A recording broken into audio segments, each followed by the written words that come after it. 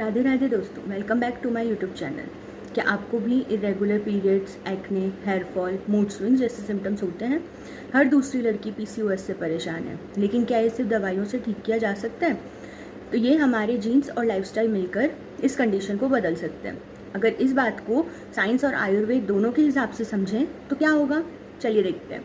और ये topic NCISM के सिलेबस पॉइंट ऑफ व्यू से भी काफ़ी अच्छा वेटेज रखता है, तो आपको इसको पढ़ना चाहिए। आइए जानते हैं सबसे पहले पीसीओएस क्या है। तो पॉलीसिस्टिक ओवेरियन सिंड्रोम के बारे में आज हम समझेंगे। तो जैसे कि मैक्सिमम लोगों को पता है कि नई जनरेशन बनाने के लिए फीमेल का ओवम मतलब एग ज़रूरी होता है।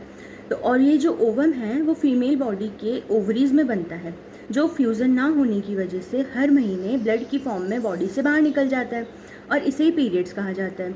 तो पीसीओएस के अंदर क्या होता है कि बहुत सारे इमेच्योर जो फॉलिकल्स हैं वो धीरे धीरे गांठों में कन्वर्ट मतलब सिस्ट में कन्वर्ट हो जाते हैं, और इसकी वजह से ओव्यूलेशन डिस्टर्ब होता है, हार्मोन्स इम्बैलेंस हो जाते हैं, और at the end periods irregular हो जाते हैं।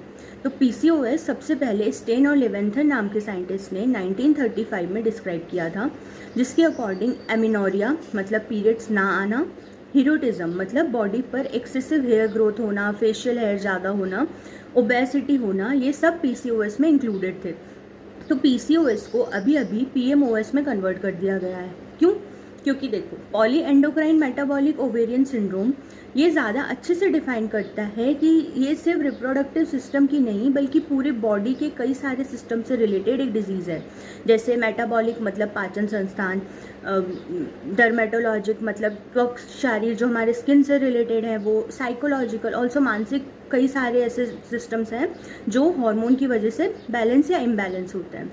तो पीसीओएस होता क्यों है? तो इसका कोई एक सिंगल कारण नहीं है। तो सबसे पहला है जेनेटिकल, मतलब अगर फैमिली में मम्मी, बहन, मासी या कोई बहुत क्लोज रिलेटेड फीमेल को पीसीओएस है तो फीमेल में पीसीओएस होने का रिस्क बढ़ जाता है। तो आयोजेनोमिक्स के हिसाब से जीन्स जो हैं वो गन को लोड करते हैं, और हमारा जो लाइफस्टाइल है वो उसका ट्रिगर दबाता है। तो अगर पीसीओएस है और कोई फीमेल मतलब फैमिली हिस्ट्री में अगर पीसीओएस है और वो फीमेल फिर भी imbalance lifestyle, poor lifestyle habits कर रही है फॉलो, तो उसको एक टाइम पर आगे जाके पीसीओएस होने के चांसेस रहते हैं। नेक्स्ट दूसरा रीज़न है इंसुलिन रेजिस्टेंस। तो इसे समझने के लिए पहले हमें जानना होगा इंसुलिन क्या होता है।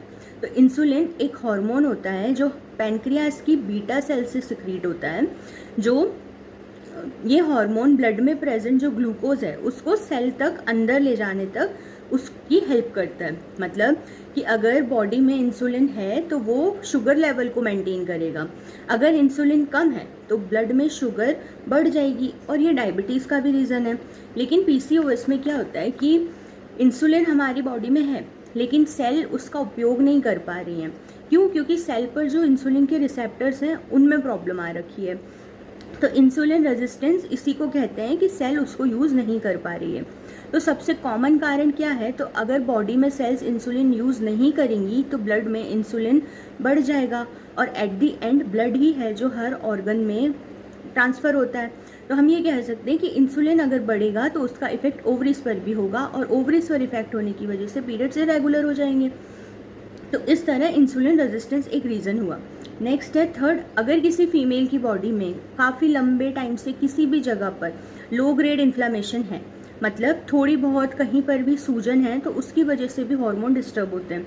क्योंकि इन्फ्लामेशन के टाइम पे कई सारे ऐसे हार्मोन सिक्रीट होते हैं जो बॉडी में नॉर्मली ज़्यादा नहीं होता है, तो उसकी वजह से इम्बैलेंस हो सकता है। नेक्स्ट है स्ट्रेस। तो आजकल सबसे बड़ा कारण है स्ट्रेस। हम हर छोटी छोटी चीज़ का स्ट्रेस लेते हैं। स्ट्रेस की वजह से बॉडी में कॉर्टिसोल हार्मोन सिक्रीट होता है, और ये हार्मोन पीरियड्स को इरेगुलर करता है और आगे जाके इंसुलिन रेजिस्टेंस करता है। तो वैसे ही जैसे हमने समझा इंसुलिन रेजिस्टेंस हो रहा था, तो उसकी वजह से फिर वही साइकिल चलती रहती है। तो स्ट्रेस की वजह से साइकिल कंटिन्यू रहती है। उसके बाद आता है पुअर लाइफस्टाइल। तो आजकल मॉडर्न एरा चल रहा है, तो लाइफस्टाइल ऑलमोस्ट सबकी ख़राब हो चुकी है। कई सारे लोग रात को लेट तक जगते हैं, junk food, processed food, cold drinks, sugar consume करते हैं, और एक्सरसाइज ना के बराबर करते हैं। तो सबसे ज़्यादा और क्या है? स्ट्रेस। तो स्ट्रेस की वजह से ये सारी चीज़ें मिलके क्या कर रही हैं, पीसीओएस को सिर्फ कर नहीं रही हैं, उसके होने के और उसके बढ़ा देने के रिस्क को भी बढ़ा रही हैं। तो अब हमने ये सब तो जान लिया कि पीसीओएस क्या है, कैसे हो रहा है, लेकिन अब एज अ फीमेल अब आपको कब कन्फर्मली पता चल जाएगा कि पीसीओएस है। तो इसके मेनली 3 क्राइटेरिया हैं कि अगर उसमें से 2 भी प्रेजेंट होते हैं तो मतलब आपको पीसीओएस है। पहला ओलिगो ओव्यूलेशन या एनओव्यूलेशन, मतलब या तो ओवम बन ही नहीं रहा है और बन रहा है तो बहुत कम अमाउंट में या डिफेक्टिव टाइप बन रहा है, तो आप कह सकते हैं कि आपको पीसीओएस हो सकता है। सेकंड हाइपर एंड्रोजेनिज्म, मतलब बॉडी में मेल हार्मोन्स का इंक्रीज होना, but as a female body में फीमेल हार्मोन्स होने चाहिए, लेकिन वो फीमेल हार्मोन्स ना होके फीमेल बॉडी में मेल हार्मोन्स इंक्रीज हो जाते हैं। थर्ड, यूएसजी में पॉलीसिस्टिक ओवरीज का मिलना, मतलब जब आप सोनोग्राफी करा रहे हैं तो वहाँ पे आपको ओवरीज के अंदर वैसी गांठें बनी हुई दिखाई दे रही हैं। तो ये 3 क्राइटेरिया में से अगर 2 भी आपको दिख रहे हैं तो आपको पीसीओएस होने के चांसेस हैं। नेक्स्ट आता है सिम्टम्स कि पीसीओएस में सिम्टम्स क्या क्या देखने को मिलेंगे। तो सबसे पहले एमिनोरिया और ओलिगोमेनोरिया, मतलब एमिनोरिया मतलब पीरियड्स नहीं आ रहे हैं। सेकेंड, ओलिगोमेनोरिया, तो नॉर्मल एवरेज साइकिल जो है वो 28 डेज से होती है, लेकिन अगर किसी फीमेल में 35 डेज से ज़्यादा की वो साइकिल चल रही है, मतलब 35 डेज के बाद पीरियड्स आ रहे हैं, तो आप कह सकते हो कि उसको ओलिगोमेनोरिया है। सेकंड, इरेगुलर यूटेराइन ब्लीडिंग का अमाउंट डिस्टर्ब हो गया है। फटीग, थकान रहती है। शुगर क्रेविंग्स है, मतलब क्यों, क्योंकि हमने देखा था इंसुलिन है लेकिन सेल उसको यूज़ नहीं कर पा रही, तो सेल ग्लूकोज मांगेंगी क्योंकि ग्लूकोज ही उसको एनर्जी देगा काम करने के लिए, और इस वजह से थकान भी हो रही है। नेक्स्ट, इनफर्टिलिटी हो सकती है, वेट गेन हो रहा है, बेली फैट होगा, नेक पर डार्क कलर का पिगमेंट शो हो सकता है, हेरोटिज्म वही एक्सेस हेयर ग्रो हो रहे हैं, एक्ने है, एलोपेजिया मतलब हेयर फॉल हो रहा है।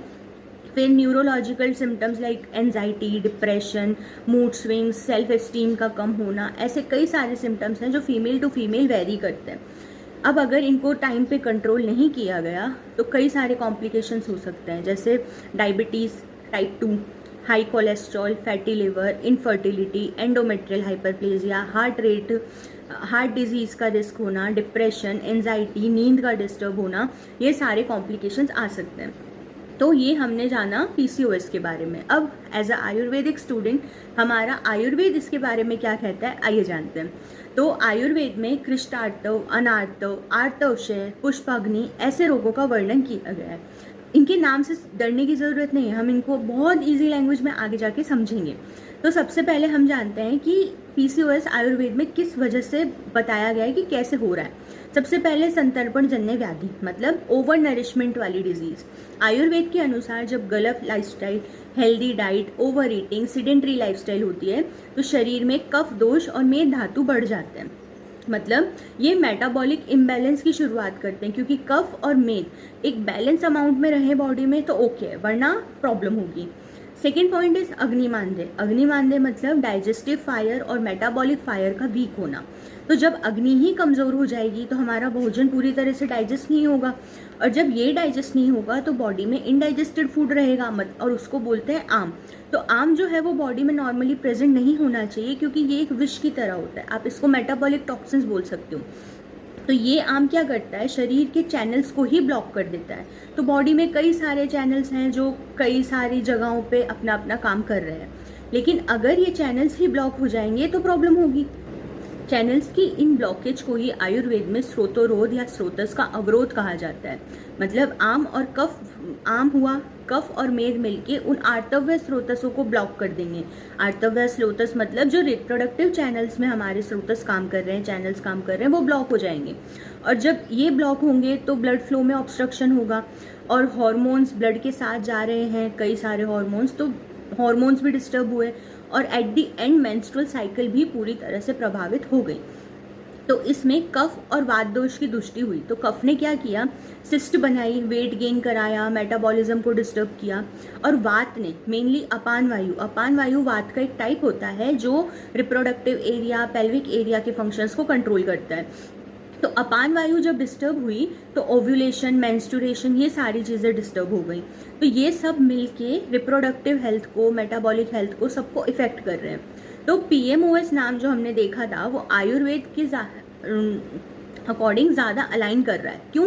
क्योंकि देखो आयुर्वेद जो है वो सिर्फ ओवरीज को डिजीज़ का सेंटर नहीं मान रहा है, वो शरीर के मेटाबॉलिज्म, अग्नि, आम, कफ, मेद, स्रोतस सबको देख रहा है। और इसलिए अगर कंडीशन का फोकस मेटाबॉलिक डिस्फंक्शन पर हो तो पीएमओएस का कंसेप्ट आयुर्वेद के साथ ज़्यादा अच्छा लग रहा है या ज़्यादा होलिस्टिक लग रहा है।